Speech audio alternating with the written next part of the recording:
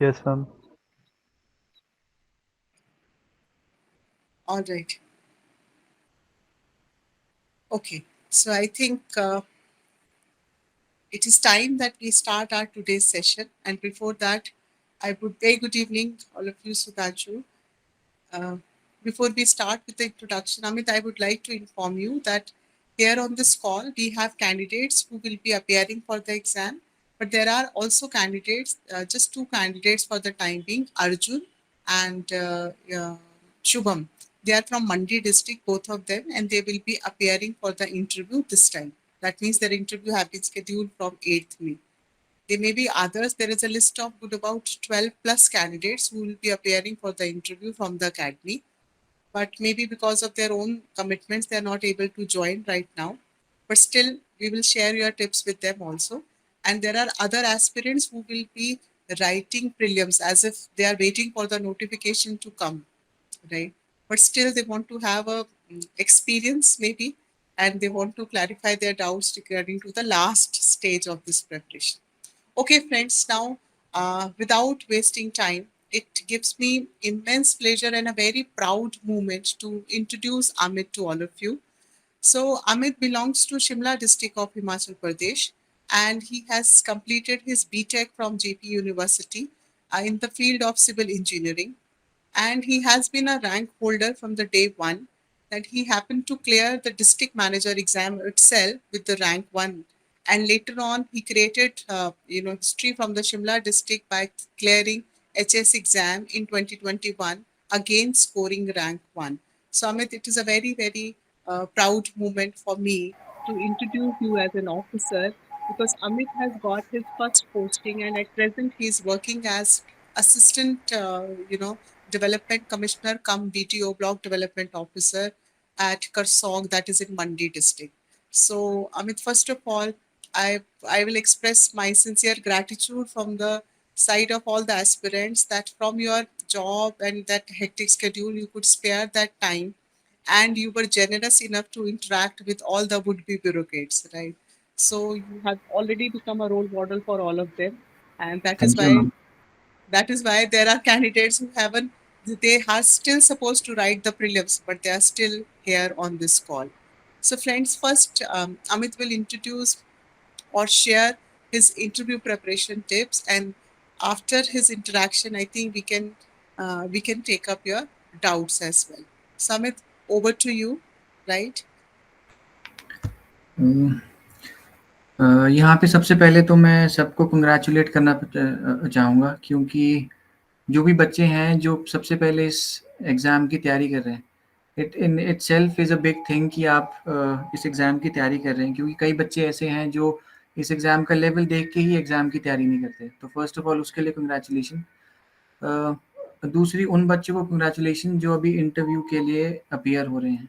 I have been through this phase, मैंने 3 attempt दिए हैं, सो आई नो कि ये कैसा फ़ील होता है जब आप प्री दें, मेंस दें। मेरे को अभी भी याद है मेरा टाइम जब मैं प्री का रिज़ल्ट देखता था, तो प्री का रिज़ल्ट हो चाहे मेंस का रिज़ल्ट हो, तो जब हम वो लिस्ट में नाम जब अपना चेक कर रहे होते हैं, तो हार्ट बीट ऐसा होता है कि दिल ऑलमोस्ट बाहर आने वाला होता है।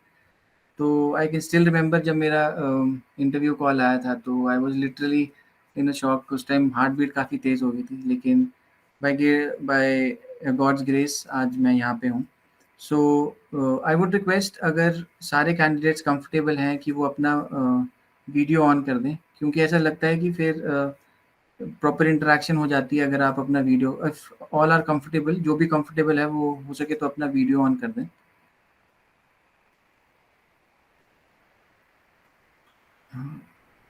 अब इट्स बेटर, तो ताकि लगता है कि हम कैंडिडेट से इंटरैक्ट कर रहे Thank हैं। you. Thank you. अच्छा, मैं अपने इंटरव्यू से मैं आज का जो ये सेशन है, मैम मैं चाहूँगा कि पहले मैं बता दूँ कि मेरा इंटरव्यू कैसा रहा था, और उसके Sure. बाद मैंने Please. थोड़े बहुत जो पॉइंट्स हैं I have noted them down, वो जो आगे जो एस्पिरेंट्स हैं या फिर जो इंटरव्यू दे रहे हैं, उनको आगे जाके जो हेल्प कर सकते हैं। Okay. मेरा जो इंटरव्यू था, मैंने 2 इंटरव्यू दिए हैं पब्लिक सर्विस कमीशन में। जो पहला मेरा इंटरव्यू था वो डिस्ट्रिक्ट मैनेजर का था इन एचपीएससी एसटी कॉर्पोरेशन, और दूसरा मेरा एचएस का इंटरव्यू था। तो दोनों ही मेरे इंटरव्यूज़, पहला इंटरव्यू मेरा दिन की स्टार्टिंग में था और दूसरा इंटरव्यू मेरा दिन की एंड में था। तो नॉर्मली आपके साथ भी ऐसा रहेगा कि जो भी हमारे सिलेक्टेड कैंडिडेट्स हैं जो इंटरव्यू देंगे, नॉर्मली अगर आपका इंटरव्यू दिन के स्टार्टिंग में है तो it would go on for a bit longer duration. हो सकता है आपका 20 मिनट, 25 मिनट, ऐसा भी हो सकता है कि आपके साथ बात इंटरैक्ट करने में जो आपका बोर्ड है उसे अच्छा लगे तो आधे घंटे तक भी आपका इंटरव्यू जा सकता है। जो मेरा एचएस का इंटरव्यू था वो I was the last candidate for the day. तो उसमें मेरा इंटरव्यू ज़्यादा नहीं था, अराउंड 12 टू 15 मिनट्स का मेरा इंटरव्यू रहा होगा। तो आप कभी माइंड में ये मत सोचना कि मैं दिन का लास्ट कैंडिडेट हूँ, मेरे सिर्फ 12-15 मिनट ही लिए हैं तो मेरी सिलेक्शन नहीं होगी, या मेरा स्टार्टिंग में इंटरव्यू है, मेरा आधे घंटे मेरे को पूछ लिया, यार मेरे को क्यों पूछ रहे होंगे। ऐसा तो नहीं था कि मुझे कुछ आता नहीं था, मुझसे बार बार पूछ रहे थे। तो पहले तो आप ये डाउट मैं आपका क्लियर करना चाहता था। उसके बाद दूसरा है कि जब आप इनिशियली जब आप बैठे हैं, वहाँ पे बेल बजेगी और आप अंदर जाएँगे, उस टाइम आपने जितने मॉक्स दिए होंगे, आपकी हार्ट बीट ऐसा होगा कि दोबारा बढ़ जाएगी। आप अंदर जाएँगे, बैठेंगे, उनसे आप रिक्वेस्ट करेंगे, तो या फिर जो भी आपका चेयरपर्सन होंगे, वो आपको बैठने के लिए कहेंगे। उस टाइम मेरी भी हार्ट बीट बहुत तेज़ थी। तो इनिशियली जो आपके 1-2 मिनट होंगे, वो आपकी हार्ट बीट तेज़ होगी और जो भी आप बोलेंगे उसमें आपको थोड़ा कॉन्फिडेंस नहीं आएगा। लेकिन विद टाइम जब 2-3 मिनट आप बैठ जाएँगे, बोल देंगे, तो everything will fall into place. तो दिस इज़ नॉर्मल। जब आप मॉक इंटरव्यू भी देंगे, इनिशियली 2-4 मिनट जो होंगे, उसमें यू विल फील नर्वस, लेकिन विद टाइम आपका सब ठीक हो जाएगा। अब मेरा जो इंटरव्यू था उसमें, जैसे नॉर्मली हम बोलते हैं कि ये पर्सनैलिटी टेस्ट है। पर्सनैलिटी टेस्ट तो ये है ही, लेकिन this is also knowledge based test. मेरे 2 इंटरव्यूज़ थे। दोनों में फिर मोर देन 50% जो मेरे क्वेश्चंस थे they were related to current affairs. तो मेरा एक ये फीडबैक रहा इसमें कि जो आपके करंट अफेयर के टॉपिक्स हैं, बी इट नेशनल और बी इट स्टेट स्पेसिफिक, वो क्वेश्चंस पैनल ज़्यादा पूछता है। मेरे जो इंटरव्यू पैनल था एचएएस का, उसमें there were 2 senior bureaucrats, they were the rank of principal secretary and above. तो उनका जो एक्सपीरियंस है और जो उनके क्वेश्चंस होंगे, वो उनकी अपनी फील्ड से रिलेटेड भी है, क्योंकि they have a vast amount of experience. उन जैसे मेरे जो मैं आपके साथ थोड़े बहुत टॉपिक्स शेयर करना चाहूँगा जिसमें मेरे क्वेश्चंस रहे थे। तो सबसे पहले जैसे मेरे से मुझे जो क्वेश्चन पूछा गया था, वो जो हमारे चेयरपर्सन थे, क्योंकि आई वाज़ फ्रॉम शिमला, तो पहला उनका क्वेश्चन यही था कि आप शिमला से हैं, तो you know the name me any one biggest problem that you face in Shimla. तो वो था ट्रैफिक का। तो जब आपने ट्रैफिक बता दिया तो ही expects a good answer from you. उसके ऊपर आपको वर्क करना पड़ेगा कि अगर जैसे कोई, मैं हमने बताया जैसे कोई मंडी से है, तो now Mandi is also municipal corporation. तो हो सकता है आपसे पहला क्वेश्चन यही पूछा जाए कि मंडी में बिगेस्ट प्रॉब्लम क्या है। तो आज की डेट में एवरी अर्बन जो लोकल बॉडी है, वहाँ पे सबसे बड़ी प्रॉब्लम है ट्रैफिक की और वेस्ट मैनेजमेंट की। तो आप इसके ऊपर अपने आंसर्स प्रिपेयर करके जाएँ। बाकी जो मेरे करंट अफेयर के टॉपिक्स थे उस पे बहुत वास्ट जो डाइवर्सिटी थी उस पे क्वेश्चंस पूछे गए थे। जैसे वर्ल्ड हेल्थ ऑर्गेनाइजेशन था, मुझे वर्ल्ड बैंक के बारे में कोविड क्वेश्चंस पूछे गए, पेरिस एग्रीमेंट के बारे में, पीएम किसान, हिंदुस्तान एरोनॉटिक्स लिमिटेड की कोई रीसेंट डील हुई थी एयरफोर्स के साथ, उसके बारे में पूछा गया था। तो मेरा ये मानना है कि सुबह का जो आपका उस दिन का न्यूज़पेपर है और जो उसके पहले दिन का न्यूज़पेपर है, आप उससे अच्छे से पढ़ लें, क्योंकि नॉर्मली ऐसा होगा कि कोई भी जो भी आपके पैनल में होगा, वो न्यूज़पेपर तो हमेशा पढ़ के ही आएगा। तो चांसेस ये रहते हैं कि आपको क्वेश्चन वहीं से ही उठ के आ जाए। तो आप न्यूज़पेपर पढ़ना तो आज से ही स्टार्ट कर दें, बी इट स्टेट स्पेसिफिक और any international news that you feel is important. उसके बाद जो अब आप डैफ अपना भरते हैं, डिटेल्ड एप्लीकेशन फॉर्म, उसे आप बिल्कुल short and keep it very crisp. ऐसा नहीं है कि आप उसको ज़्यादा लिखेंगे तो आपको ज़्यादा अच्छा इंप्रेशन पड़ेगा। जो भी आप चीज़ ड्राफ्ट में लिख रहे हैं, you have to justify each and everything of it. अगर उसमें 10 पॉइंट्स है तो you should be clear on every single point and every single word. कोई भी चीज़ सिर्फ इंटरव्यू पैनल को इम्प्रेस करने के लिए ना लिखी, क्योंकि कल को उन्होंने कोई भी क्वेश्चन या कोई भी चीज़ पूछ ली and you are not able to justified, so that does not give a good impression कि कल को हम इस लेडी को या फिर मेल को हम एक ऑफिसर बनाएंगे and end of the day you are not able to justify what you written. तो वो चीज़ एक अच्छा इंप्रेशन नहीं सेट करती। दूसरा है इंट्रोडक्शन जैसे हम नॉर्मली प्रिपेयर करते हैं वैसे हम जब भी मैंने मॉक्स दिए थे तो मैं हम इंट्रोडक्शन प्रिपेयर करके जाते हैं कि हम बेसिकली वैसे आज तक कभी भी मेरे से इंट्रोडक्शन पूछी नहीं गई है, लेकिन आप अपने लिए एक बैक ऑफ द माइंड एक to be on a safer side में इंट्रोडक्शन प्रिपेयर कर सकते हैं। वैसे कभी इंट्रोडक्शन पूछी नहीं जाती। जैसे मेरा बैकग्राउंड सिविल इंजीनियरिंग था, तो एचएएस में there was one senior bureaucrat, उन्होंने एक ये क्वेश्चन भी पूछा था कि since you are from civil engineering background, आप ये अपना इंजीनियरिंग का बैकग्राउंड अपनी फील्ड में यूज़ कर पाएँगे? तो any of you if you are from any engineering background, तो इस क्वेश्चन पे भी आप अपना आंसर प्रिपेयर करके रखें कि आपकी जो इंजीनियरिंग की फील्ड है, अगर आप उसका यूटिलाइज़ेशन अपनी सर्विस में किस टाइप से कर पाएँगे। एक पॉइंट है, ज आप जब भी इंटरव्यू के लिए जाएँ, बी इट बॉयज़ और बी इट गर्ल्स, आप अपना अटायर बिल्कुल फॉर्मल रखें। आई वुड प्रेफर कि हर एक जो भी मेल कैंडिडेट है, वो एक प्रॉपर सूट और टाई पहन के जाए। नॉर्मली हम क्या करते हैं कि कोई ब्लेज़र ले लेता है, कोई शर्ट ले लेता है, कोई पैंट ले लेता है। उसमें वो कलर कॉम्बिनेशन भी थोड़ा वो मैचिंग सा कभी किसी हो जाता है, किसी का नहीं। लेकिन if you buy a proper suit, at least जो चीज़ जो नंबर आपके हाथ में है, वो आप सिक्योर कर सकते हैं। तो हमेशा एक प्रॉपर सूट भी हमेशा एक सटल से कलर का, या ब्लैक हो गया या ग्रे हो गया या ब्लूइश सा, आप हमेशा टाई पहने और फॉर्मल ब्लैक शूज़ या ब्राउन शूज़ जो भी होंगे। और लेडीज़ के लिए आई वुड प्रेफर साड़ी, ताकि जो नंबर आपके हैं वो एटलीस्ट आप वहाँ पे पक्के कर लें। और एंड में मैं बोलना चाहूँगा कि it all boils down to confidence, और आप कितने अच्छे से अपने व्यूज़ रख पाते हैं। अब कई क्वेश्चंस ये भी आते हैं मैम कि हम इंग्लिश में अपना इंटरव्यू दें या हिंदी में दें या मल्टीलिंगुअल दें। आपने अपना व्यू पॉइंट पैनल को समझाना है, B it English, B it Hindi, B it any other language. आपने अपना व्यू पॉइंट पैनल के सामने रखना है।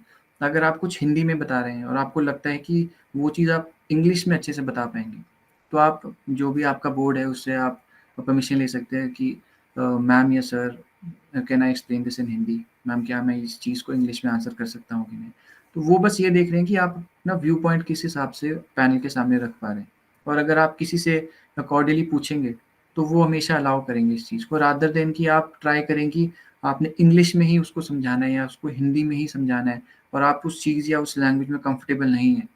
तो रादर देन दिस, आप पोलाइटली पैनल से पूछ सकते हैं कि मैम ये, या सर मैं इस चीज़ को इंग्लिश या हिंदी में एक्सप्लेन करना चाहूँगा। तो they will give you the permission, and उसके बाद आप मूव ऑन कर सकते हैं। मेरा एक इंटरव्यू था डिस्ट्रिक्ट मैनेजर का, उसमें एक क्वेश्चन मुझसे ये भी पूछा गया था कि अगर आप अभी डिस्ट्रिक्ट मैनेजर के लिए सिलेक्ट हो जाते हैं, तो obviously you will be trying for a better job जिसमें ज़्यादा अपॉर्चुनिटीज़ हों। तो आप ये भी एक क्वेश्चन तैयार करके जाएँ कि मान लीजिए कोई कैंडिडेट है जिसकी प्रेफ़रेंस एचएएस या एचपीएस हो, लेकिन end of the day you get selected as a tehsildar और एज़ अ बीडीओ। तो ये आंसर भी आप अपना प्रिपेयर करके रखिए कि अगर कल को आप बीडीओ बन जाते हैं या फिर तहसीलदार बन जाते हैं या एक्साइज़ टैक्सेशन ऑफ़िसर बन जाते हैं, तो उस टाइम अगर आप फर्दर इस एग्ज़ाम की या यूपीएससी की तैयारी करेंगे, तो आप किस हिसाब से अपना टाइम मैनेज करेंगे? अब गवर्नमेंट आपको सर्विसेज़ के लिए सैलरी देगी, लेकिन आप किस हिसाब से अपना टाइम मैनेज करेंगे, क्योंकि योर प्रायोरिटी उस टाइम पे भी आपकी एग्ज़ाम ही रहेगी। तो ये क्वेश्चन पे भी आप अपना फ़ोकस रखें। मैम, इसके बाद ये मेरा इंटरव्यू का था एक ओवरऑल। मैंने कुछ व्यू पॉइंट्स रखे थे कि जो मैं चाहता था कि मैं बता दूँ। तो अभी मैं मैम अभी शेयर कर लें या फिर थोड़े डाउट्स वगैरह अगर बच्चों से पूछने? आप अपने व्यू पॉइंट शेयर कीजिए, क्योंकि हो सकता है काफ़ी डाउट्स उनके आपके व्यू पॉइंट्स में ही ऑटोमेटिकली क्लैरिफाई हो जाए। Right ma'am. प्लीज़ कंटिन्यू, उनको ब्रॉडर पर्सपेक्टिव मिल जाएगा। अच्छा, मेरा जितना भी एक्सपीरियंस रहा, मैंने जो 2 इंटरव्यूज़ दिए, उसमें मेरा ये मानना है कि जो आपके करंट अफ़ेयर के टॉपिक्स हैं, specially Himachal point of view से, दे आर वेरी इंपॉर्टेंट। और ये सारे आपको कंसोलिडेटेड मिल जाएँगे। एक तो आपका newspaper reading, and second is your economic survey. अब जैसा मैं अब देख रहा हूँ कि इकोनॉमिक सर्वे से भी आपके काफ़ी क्वेश्चंस आपके प्रीलिम्स में आ रहे हैं। तो इकोनॉमिक मैंने एक चीज़ देखी है कि इंटरव्यू में आपकी इंडियन इकोनॉमी और हिमाचल इकोनॉमी कहीं न कहीं हर एक क्वेश्चन में it is related to every question. So if you have a very good command over your economy, be it Himachal or be it India specific economy, कहीं न कहीं वो आंसर आपका कहीं न कहीं आ जाता है। जैसे आजकल जैसे मैंने 2-4 पॉइंट्स लिखे हैं। Cannabis cultivation for medical purposes है।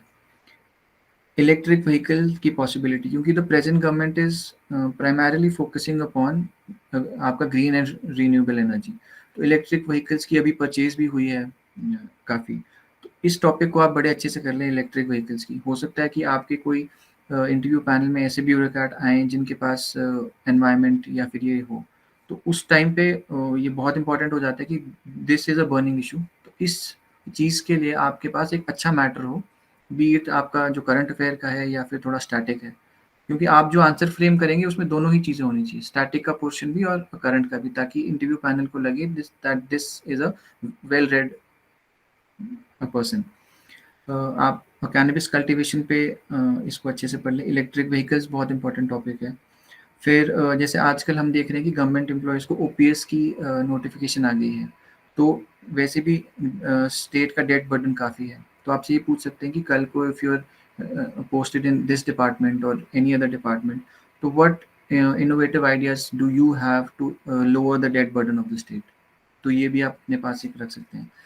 आजकल न्यूज़पेपर्स में मैं भी देख ही रहा था आज, काफ़ी चीज़ें हैं जो टूरिज़्म पॉइंट ऑफ व्यू से इनिशिएटिव्स लिए जा रहे हैं। जैसे नई मंजिल नई राहों में स्टेट स्पेसिफिक प्रोजेक्ट्स भी गवर्नमेंट टेकअप कर रही है। तो मेरी रिक्वेस्ट रहेगी आप सबसे कि जैसे मंडी है से या कोई कांगड़ा से है या कोई शिमला से, आपकी डिस्ट्रिक्ट में कोई भी टूरिज़्म पॉइंट ऑफ व्यू से इनिशिएटिव गवर्नमेंट का लिया जा रहा है, उसको आप अच्छे से रिवाइज़ कर लें। दूसरा, जो लोग मंडी से हैं उसमें जैसे एयरपोर्ट का आजकल इशू काफ़ी हाइलाइटेड है कि वो नागचला में पहले बनना था, लेकिन अब the government is trying to focus कि वो अगर वो याहू शिफ्ट हो सकता है। तो इसमें आप ये इस पे फोकस काफ़ी अच्छे से आंसर अपना प्रिपेयर कर लें कि व्हाई नागचला वाली जो एरिया है that is considered as most fertile land of Himachal, और इसकी जो ये पूरा जो उसमें डिटेल्स है उसका आप अच्छे से आंसर अपना फ्रेम कर लें कि क्या इसकी एडवांटेजेस है, क्या डिसएडवांटेजेस है, अभी तक इसमें कितना काम हुआ है। सीधा ही जैसे मंडी से ही ऐसा है कि नेचुरल फार्मिंग में नेकराम शर्मा जी हैं, he is from my block only, ये करसोग से ही हैं। अब क्योंकि it's the international year of millets also, और उन्हें नेचुरल फार्मिंग पे ही पद्मश्री मिला है। तो मिलेट्स के ऊपर आप देख लें कि मिलेट्स का एक अच्छा आइडिया लेने पहले तो यही पता कर लें कि मिलेट्स होता क्या है, मोटा अनाज होता क्या है, उससे होता क्या है बेसिकली। तो ये है। फिर कांगड़ा में क्योंकि आपकी G20 मीट अभी हो रही है, तो उसके ऊपर भी आप अच्छे से फ़ोकस कर लें जो कांगड़ा से है कि अभी तक कितनी मीट्स हुई हैं, इंडिया में कहाँ-कहाँ पे G20 की आपकी समिट्स होनी है, और G20 के आपके मेंबर्स कितने हैं, जो भी आपकी ये सारी डिटेल्स रहती हैं। बाकी एक मैं चीज़ दोबारा बोलना चाहूँगा कि जो लोग जिस एरिया से हैं, जैसे आई वाज़ फ्रॉम शिमला, कोई मंडी से है, कोई कांगड़ा से है, तो आपकी स्टेट स्पेसिफिक या एरिया स्पेसिफिक जो आपकी प्रॉब्लम्स हैं, उसको आप अच्छे से प्रिपेयर कर लें। क्योंकि अगर कोई इंटरव्यू पैनल में अगर कोई वहाँ से हुआ या उनको उस जगह पे अगर उन्होंने सर्व किया होगा, तो they would very well know कि इस टाइम पे वहाँ पे क्या प्रॉब्लम्स हैं या फिर क्या उसके सॉल्यूशंस हो सकते हैं। तो इस चीज़ का आप अच्छे से तैयारी कर लें। बाकी मैंने आपको ये चीज़ बता दी कि जो करंट डेवलपमेंट्स हैं, वो आप न्यूज़पेपर और इकोनॉमिक सर्वे है आपका, वो आप अच्छे से कर लें। बाकी जैसे मैं पिछले मैंने 1-2 हफ्ते के न्यूज़पेपर्स निकाले थे, तो आपका पैराग्लाइडिंग है, आपका ड्रग मेनेस है, रोपवेज़ है, ये 2-3 टॉपिक्स ऐसे हैं जो पिछले 2-3 हफ्ते से न्यूज़ में काफ़ी आपके चल रहे हैं। तो रोपवेज़ आप अपना अच्छे से कर लें कि कहाँ पे रोपवे की सैंक्शनिंग हुई है, कहाँ पे ये नए आपके बन रहे हैं। पैराग्लाइडिंग में भी जो हमारी गवर्नमेंट है वो काफ़ी इनिशिएटिव्स ले रही है। ड्रग मेनेस के ऊपर भी ये गवर्नमेंट साथ में जो अदर गवर्नमेंट्स हैं including Himachal government and the Punjab government, वो भी साथ में इनिशिएटिव लेके इसको काउंटर कर रहे हैं। तो ड्रग मेनेस, पैराग्लाइडिंग, रोपवेज़, ये 2-3 टॉपिक्स हैं जो मैं पिछले 2-3 हफ्ते से न्यूज़पेपर्स में काफ़ी लिख रहा हूँ। इसके ऊपर आप अपना एक्सक्लूसिव फ़ोकस रखें, क्योंकि मैंने वैसे ही बताया कि newspaper reading is very important. और एंड में मैं ये बताना चाहूँगा कि जब मैंने एसएनएम अकेडमी में मॉक इंटरव्यू दिया था, तो वो काफ़ी अच्छा एटमॉस्फेयर था, क्योंकि वो बहुत एक फॉर्मल सा एटमॉस्फेयर मैम ने जो इंटरव्यू पैनल था उसने क्रिएट किया था। क्योंकि वहाँ जाके जब आप बैठते हैं एक्चुअली में एचपीपीएससी के जो आपका वेटिंग एरिया होता है, फिर आप उस टाइम पे वो चीज़ रिलेट कर पाते हैं कि अच्छा मैं वहाँ पे बैठा था, वहाँ पे जब घंटी बजी थी फिर मैं अंदर गया था। तो वो चीज़ आपको उस टाइम अच्छे से रियलाइज़ हो जाती है। सो सबसे पहले तो मैं आप सबको कांग्रेचुलेट करता हूँ इस फीट के लिए जो आपने किया है। बहुत सारे ऐसे लोग हैं जो 4-4 5-5 साल से तैयारी कर रहे हैं और इससे ज़्यादा लोग ज़्यादा टाइम से भी तैयारी कर रहे हैं और वो इस मुकाम तक अभी नहीं पहुँच पाए। So you are very lucky. So जितना भी आपका एफर्ट है, एफर्ट भी नहीं बोलूँगा, मतलब अ, जितना हो सकता है, मतलब गिव इट योर 110%, क्योंकि हो सकता है ये अपॉर्चुनिटी आपको ना मिले। तो जितना हो सकता है आप दें, मतलब आपने जहाँ पे भी आपने जितने भी मॉक्स देने हैं, क्योंकि मुझे ये लगता था कि मैं एटलीस्ट 3-4 मॉक दे दूँ तो तब थोड़ी मेरी हेजिटेशन खत्म होगी। क्योंकि इनिशियली जब आप फर्स्ट मॉक देंगे तो बहुत सारी आप वो गलतियाँ करेंगे। फिर फर्स्ट टाइम जब उस मॉक की आप वीडियो देखेंगे तो फिर तो कभी-कभी ऐसा लगता है यार मैं वीडियो ही बंद कर देता हूँ, मेरे से तो कुछ अच्छे से बोला नहीं जा रहा। तो फिर ऐसा लगता है कि फिर जब आप सेकंड अपनी वीडियो देखेंगे उसमें लगेगा नहीं यार ये चीज़ मैंने अच्छी से इम्प्रूव की है। फिर मैम या आपका जो मेंटर होगा वो आपको गाइड करेगा। फिर वो चीज़ आपके बैक ऑफ द माइंड ये रहती है कि नहीं, मैम ने या कोई आपके जो मेंटर है उन्होंने मुझे ये चीज़ बताई है। तो फाइनली जब आप अपना लास्ट मॉक देते हैं तो उस उस इंटरव्यू में और लास्ट के इंटरव्यू में बहुत डिफरेंस होता है। आपकी नॉलेज में भी, आपकी स्पीकिंग स्किल्स में भी और एक ओवरऑल प्रेजेंटेशन में भी। सो आप सबको ऑल द बेस्ट। बाकी जो भी आप सबके डाउट्स है, I take it up one by one.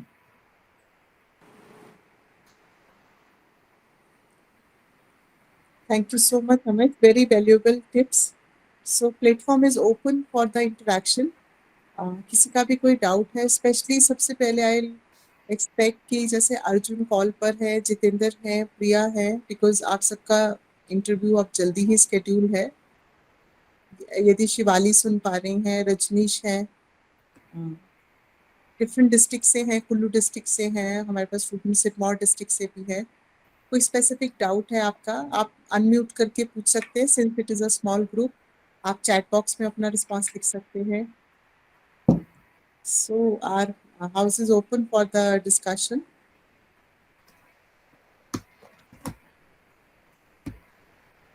Hello sir. Hello ma'am. Hello Shubham. हाँ जी, good evening Shubham. Good evening ma'am. Sir मेरा एक डाउट है सर कि जैसे अभी से मेरी ना प्रिपरेशन है एक्चुअली, जैसे करंट के इश्यूज अभी प्रेप करे नहीं है उसके ना। तो सर जैसे यहाँ पे ना चंडीगढ़ में मॉक्स अभी शुरू हो गए हैं सर। कल भी मॉक है इंस्टीट्यूट का सर, आज भी था। तो मैं सर अभी शुरू कर देने चाहिए देने के नहीं सर? यार ये तो ऐसा कुछ नहीं है कि आप जिस दिन फाइनल इंटरव्यू की डेट भी होगी ना, उससे एक दिन पहले भी आपको ये लगेगा कि मेरी तैयारी नहीं हुई है। आपको इंटरव्यू में कुछ ऐसा क्वेश्चन है जो आपको बिल्कुल नहीं आता है, तो उसको अटेम्प्ट मत करो, उसको सिंपली आप छोड़ दो। इंटरव्यू पैनल आपसे ये नहीं एक्सपेक्ट कर रहा वहाँ पे कि हम किसी एनसाइक्लोपीडिया से बात कर रहे हैं कि उसको सब पता हो, है ना। मेन थिंग इज कि आपने अपना व्यू पॉइंट उसके सामने रखना है। जो आपको पता है आप उसको बताओ, जो पैनल को बताओ। जो आपको नहीं पता है उसमें ब्लाइंड गेस बिल्कुल नहीं लेना। एक स्मार्ट गेस होता है, एक स्मार्ट गेस आप ले सकते हैं, लेकिन बिल्कुल ब्लाइंड आपने कुछ नहीं करना। आप मॉक्स दो, आपको पता लग जाएगा कि जो चीज़ वो पूछ रहे हैं, जिसमें आपको, जैसे मॉक्स इसी चीज़ के लिए है कि मान लो आपसे कोई क्वेश्चन पूछा, उसमें आपको बिल्कुल आइडिया नहीं है, तो मान लो आप उसका आंसर दे देते हैं। फिर आप जब उसकी वीडियो देखेंगे आपको पता लगेगा कि यार अच्छा, असल में चीज़ ये पूछी थी, मैंने ये बताई। कुछ आपके क्वेश्चंस ऐसे होंगे जिसमें आपको एक फेंट आइडिया होगा। उस फेंट आइडिया को भी जब आप इन व्यूज़ अब जब आप उसको एक्सप्रेस करेंगे, तब आपको जाके पता लगेगा कि अच्छा, जिस क्वेश्चन में मेरे को फेंट सा आइडिया था उसको जब मैंने एक्सप्रेस किया तो मैं कितने अच्छे से उसको कर पाया। तो मेरे हिसाब से तो यू शुड गो फॉर मॉक्स। और कभी भी ऐसा नहीं रहेगा कि आपकी 100% प्रिपरेशन रहेगी। अभी से इंटरव्यू, अभी से आप क्या बोलते हैं, न्यूज़पेपर्स और इकोनॉमिक सर्वे पढ़ना स्टार्ट कर दें। और जितना भी हो सकता है आप you give it your best, B it current affair और एनीथिंग एल्स। अच्छा सर, और भी दो डाउट है मेरे पास ना। सर एक है सर कि मतलब मैं 21 पास आउट हूँ सर, तो एक्चुअली ना मुझसे ये पूछ सकते हैं सर कि मैंने ना अभी तक ना यूपीएससी का कोई अटेम्प्ट नहीं दिया। तो सर वो बोलेंगे कि अगर सिविल सर्विस तो यूपीएससी का अटेम्प्ट क्यों नहीं दिया आपने? तो सर तब क्या बोलना है? बोलना आई लव माई स्टेट। तो मतलब कि मैंने विद इन स्टेट ही सर्व करना है। सो वो आपकी अपनी प्रायोरिटी है यार। आप कल को allied services, subordinate allied services दें, आपने वही देना है, तो दैट इज योर प्रेरोगेटिव। उसमें there are no one to जज यू या क्वेश्चन यू। आप ये बोल सकते हैं कि आई वुड लाइक टू, कि मैं अपने स्टेट के अंदर ही सर्व करना चाहता था। सो मैंने एच को ही हमेशा अपने प्रेफरेंस रखा है। और सर सिविल इंजीनियरिंग से मेरा बैकग्राउंड है सर, तो उसमें कितना पढ़ना है सर, कुछ पढ़ना है उसका? नहीं, बेसिक्स आप एक आइडिया ले सकते हैं कि बेसिक्स क्या हो सकती है, जैसे आपका सेटिंग टाइम है सीमेंट का, और जो बेसिक से आपके क्वेश्चंस रहते हैं, क्योंकि ऐसा वो टेक्निकलिटीज में नहीं जाएंगे। एंड रादर मेरे जो पैनल में मेंबर थे एचएस के, he was from civil engineering background, लेकिन फिर भी ही आज टॉपिक्स जो उस टाइम उनके अंडर जो डिपार्टमेंट्स थे, जैसे कोविड था या आपका डिजास्टर मैनेजमेंट था, एनवायरनमेंट था, तो rather than going on your background they focus upon the current topics जिसकी आज में वैल्यू है। तो फिर भी to be on a safer side, आप जो बेसिक्स हैं जो सिविल इंजीनियरिंग के, वो आप अच्छे से प्रिपेयर कर लें, लेकिन फोकस अपॉन जो करंट जो आपके बर्निंग टॉपिक्स है उस पर। Thank you sir. Okay, can we have the next question? कोई और डाउट किसी का?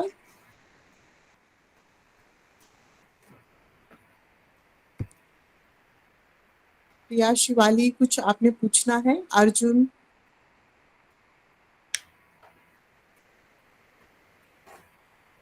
मैम शायद किसी ने हैंड रेज किया है।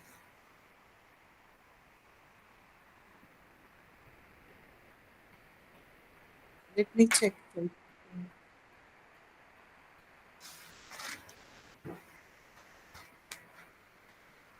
इतना घबरा के पूछेंगे तो इंटरव्यू में आंसर कैसे दोगे यार? बहुत स्मॉल सा ग्रुप है और बड़ी कंफर्टेबल सी इनफॉर्मल इंटरेक्शन हो रही है, और आप अनम्यूट करके भी अपने डाउट पूछ सकते हैं। ओके, जीत, आप अपना जो आपका डाउट है प्लीज चैट बॉक्स पे लिख दो। I will coordinate and I will ask from your behalf, right? Meanwhile किसी और का कुछ डाउट? अमित ने सिर्फ करंट अफेयर्स और स्टेट स्पेसिफिक टॉपिक्स ही टच नहीं किए, उन्होंने आपको इतनी निटिग्रिटी से ये भी बताया है कि हमारा फॉर्मल ड्रेस कोड, हमारा अटायर, हमारी प्रेजेंटेशन जो है वो कैसी रहेगी, है ना? और मॉक इंटरव्यूज को देने से वो आपकी एक इन बास्केट ट्रेनिंग होगी, आपको वो फीलिंग आएगी कि यस। और एसएनएम अकेडमी में उसी प्रोफेशनल वे से ही कंडक्ट होते हैं जैसे कमीशन में दिए जाते हैं। So don't lose this opportunity. जितना ज्यादा आप इसको इनकैश करेंगे, कॉन्फिडेंस और भी ज्यादा गेन होगा। Okay, so we have Jeet doubt, as I can read that आपका ऑप्शनल एग्रीकल्चर है। तो अमित, जीत इज आस्किंग कि आप एग्रीकल्चर से रिलेटेड इंटरव्यू में क्या पूछा जा सकता है। जीत, अमित का भी ऑप्शनल एग्रीकल्चर ही था। मैम आई थिंक आपका जो ऑप्शनल है उसकी डिटेल्स में तो मेरे हिसाब से मैम पैनल नहीं जाता है, लेकिन जैसे इस बारी नेकराम शर्मा जी को वो मिला है in Padmashri, so focus point would be millets मेरे हिसाब से। तो मिलेट्स के ऊपर क्योंकि इंटरनेशनल ईयर ऑफ मिलेट्स भी है and the government is focusing upon natural farming, तो प्राकृतिक खेती खुशहाल किसान, ये स्कीम क्या है, ये कब आई, ये किसने लॉन्च की, और इसके बेनिफिट्स क्या हैं, आपका जो इंसेक्टिसाइड्स है, आपके पेस्टिसाइड्स हैं, इसका क्या हार्म है नेचर पे, हिमाचल गवर्नमेंट किस चीज़ पे फोकस कर रही है, पद्मश्री नेकराम शर्मा जी को क्यों मिला, वाई आर मिलेट्स गुड। तो ये चीज़ मैम हो सकती है एग्रीकल्चर से पूछी जा सकती है। बाकी मैम ये जो भी हैं जिन्होंने क्वेश्चन पूछा, मैम प्लीज़ आप मेरा पर्सनल नंबर इनसे शेयर कर लें, क्योंकि मैंने एग्रीकल्चर ऑप्शनल प्रिपेयर किया था, जो इसकी निटिग्रिटीज़ है मैम, जो हाँ जी, अच्छे से इसकी डिटेल्स बता पाएंगे, मैं उनसे इनकी बात करवा दूंगा। That will be so kind of you. ये जितेंद्र हैं, कुल्लू डिस्ट्रिक्ट से हैं।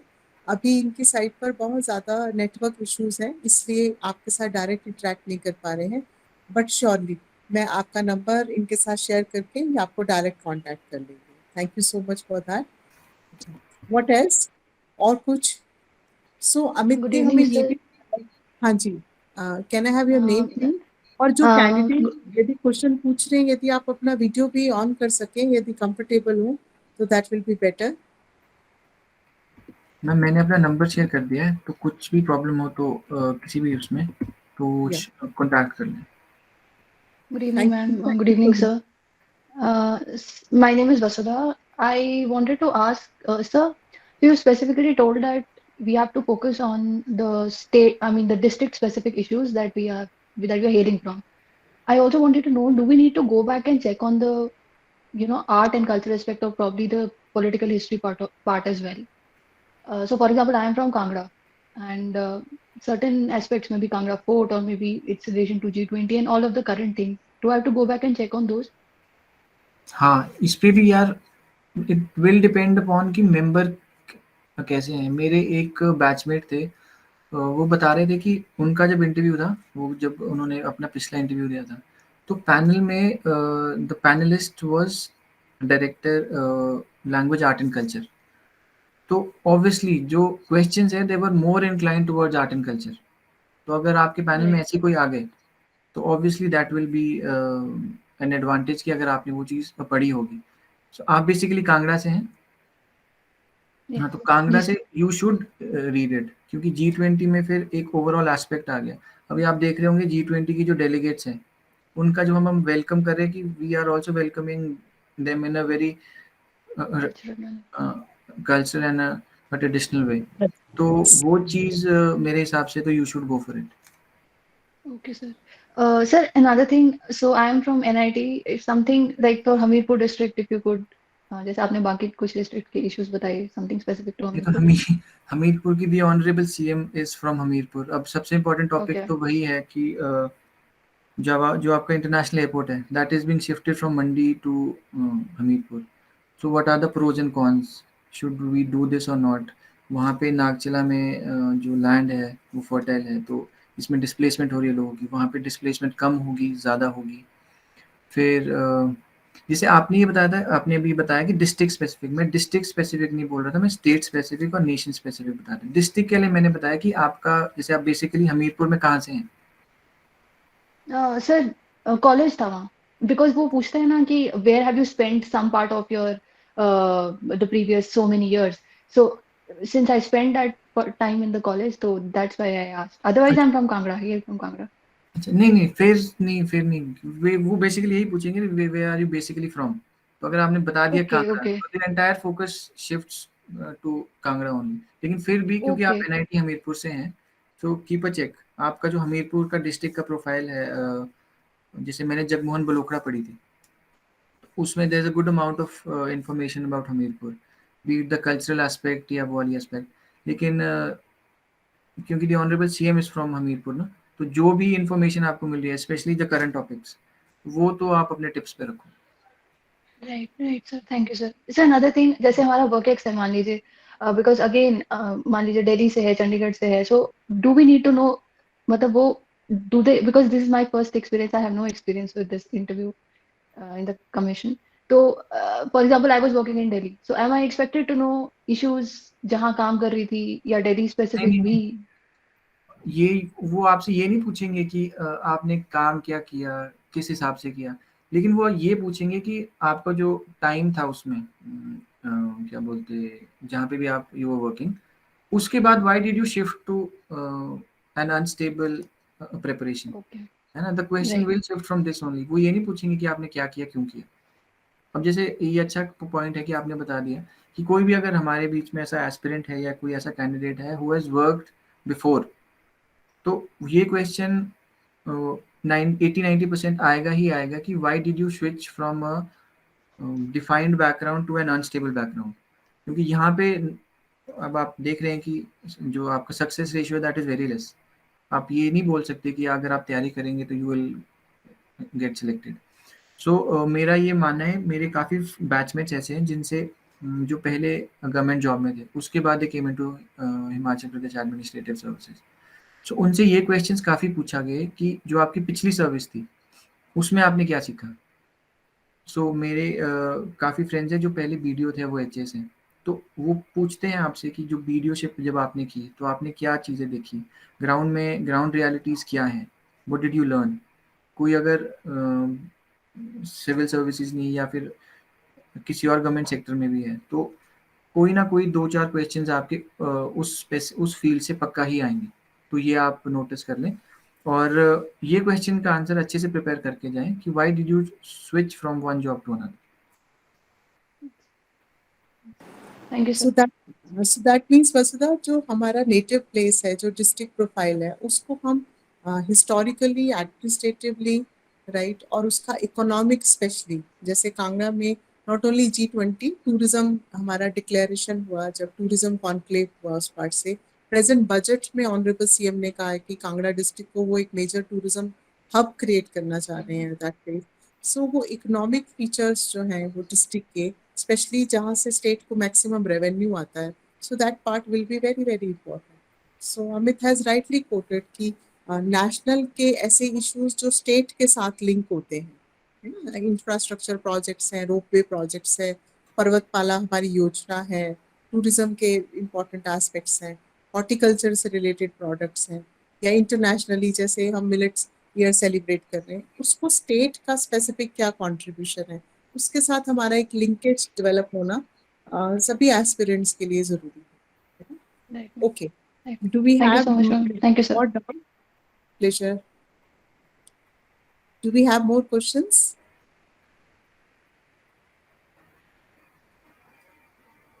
Let me check. Jitendra, Priya, Shubham, Upasna. Do you have any specific, any other question, Priya?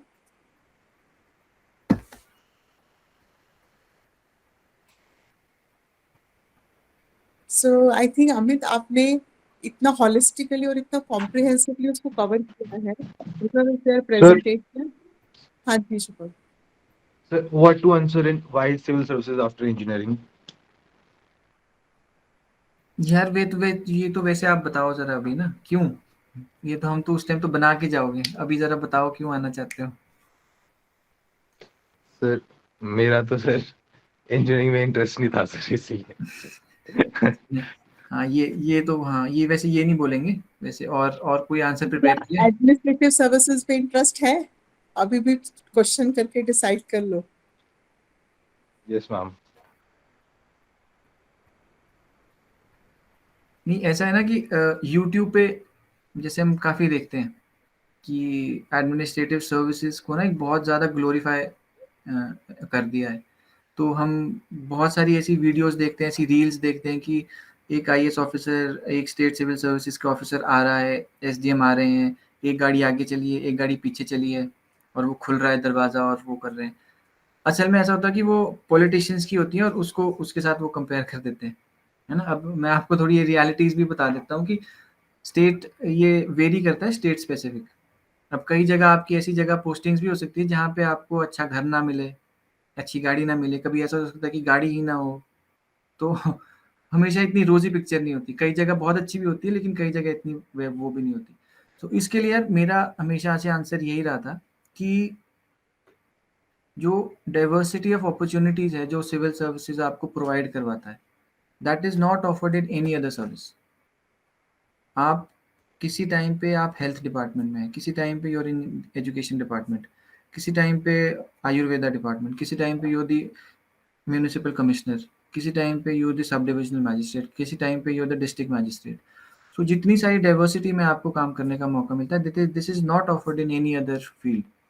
क्योंकि अगर आप टीचर हैं, नो डाउट टीचर बहुत अच्छा प्रोफेशन है, लेकिन जो बाकी सारे प्रोफेशन है उसमें आपको सिर्फ एक ही वे में अपने लाइफ को ग्रो करने के लिए और कंट्रीब्यूट करने का मौका मिलता है।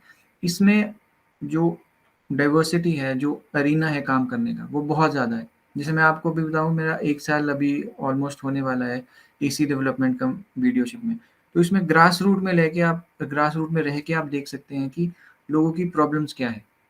अब 1 साल के बाद जो एचएएस की प्रॉपर पोस्टिंग्स होती हैं, वो हमें मिल जाएँगी। That will range from joint director to joint secretary to SDMship to AC to DC. तो आप इसमें देख पा रहे हैं कि कितनी ज़्यादा डाइवर्सिटी है। तो जितना आप आगे लाइफ में बढ़ते जाते हैं सिविल सर्विसेज में, उतनी ज़्यादा रिस्पॉन्सिबिलिटीज़, उतनी ज़्यादा डाइवर्सिटी आपकी बढ़ती जाती है। तो I think this is not available in any other field. Rather बहुत सारी ऐसी जॉब्स हैं जो जहाँ पे आप अच्छे से कंट्रीब्यूट कर सकते हैं। रादर हर जॉब में आप अच्छे से सोसाइटी के लिए कंट्रीब्यूट कर सकते हैं, but the contribution through civil services is far more as compare to any other field. Okay. So I hope answer articulate भी हो गया और आंसर प्रिपेयर भी हो गया. सो एस्पिरेंट्स, आपको जो है जितने टिप्स आज मिले हैं और जितना फ्रेमवर्क मिल गया हमें इम्पोर्टेंट पॉइंट्स का कि टूरिज्म सेक्टर टच करना है, ऑर्गेनिक और नेचुरल फार्मिंग टच करनी है, जिनका एग्रीकल्चर ऑप्शन है तो एग्रीकल्चर को इन डेप्थ टच करना है, हिमाचल स्टेट के इश्यूज या अर्बन सिटीज के इश्यूज में भी traffic management, waste management, climate change related issues, tourism का सेक्टर, ये इंपॉर्टेंट पॉइंट्स टच करने हैं. सो फ्रेमवर्क, आपको गाइडलाइंस जो है वो ऑलरेडी बता दी गई हैं. आई थिंक अब मॉक इंटरव्यूज के साथ साथ इसको आप रिवाइज करें, करंट अफेयर्स को अपडेट करें, सोर्सेज बता दिए गए हैं और अपनी परफॉर्मेंस दें, उससे फीडबैक अपना लीजिए, फीड फॉरवर्ड दीजिए और then you nail the final session. I think the sky is the limit for you. So Amit, thank you so much. एक simple, not even a phone call, एक simple message और उसकी request पे you such a gracefully you agreed to share your experiences and your time with the candidates. I'm immensely impressed and thank you so much for that. नहीं ma'am, आपका भी बहुत बहुत thank you ma'am, क्योंकि हम relate कर पाते, मैं रिलेट कर पाता हूँ कि अगर मैं इस टाइम पे अगर इंटरव्यू दे रहा होता तो मैं इस टाइम पे चाहता कि मुझे जहाँ से भी जितना भी नॉलेज मिल जाए, जो भी एक्सपीरियंस है मुझे वो मिल जाए, तो so I could catch it on. So ma'am thank you, इतने टाइम बाद आपसे इंटरेक्ट करने का मौका मिला. आप यू आर मोस्ट वेलकम. आप पोस्टिंग उसके बाद यहाँ से फ्री हो जाओ. You are most welcome to Chandigarh. बिल्कुल मैम, नेक्स्ट टाइम जब भी मैं आऊँगा ma'am, I will We meet. look forward for that. We look forward for that. बाकी जितने भी कैंडिडेट्स हैं, आप सबको all the best, just give it your best. और जो कैंडिडेट्स ऐसे हैं जिनका भी इंटरव्यू नहीं आया, जो प्री की तैयारी कर रहे हैं या मेंस की तैयारी कर रहे हैं, उनको बस एक ही चीज़ बोलेंगे कि आपके हाथ में आपका रिजल्ट कभी नहीं होगा. जैसे महात्मा गांधी ने बोला था कि आपके हाथ में रिजल्ट कभी नहीं होगा, what you have in your hand is your hard work. तो हार्ड वर्क अच्छे से करते रहें. और मेरा ये मानना है कि अगर आपके एफर्ट्स जेन्युइन हैं, अगर आप तैयारी अच्छे से कर रहे हैं, एफर्ट्स आर जेन्युइन, 1 साल लग सकता है, 2 साल लग सकते हैं, 3 साल लग सकते हैं, 4 साल लग सकते हैं, लेकिन end of the day the final it pays off, चाहे आपका जितना टाइम लगे. So all the best to all of you and thank you ma'am, thank you once again. Thank you from their behalf, and we my warm wishes to you also for your future postings and your future meaningful contribution, and we look forward to meet you, Amit. Thank you ma'am, thank you. Right. So thank you, aspirants. Wish you all the best. So we are signing off now. Thank you.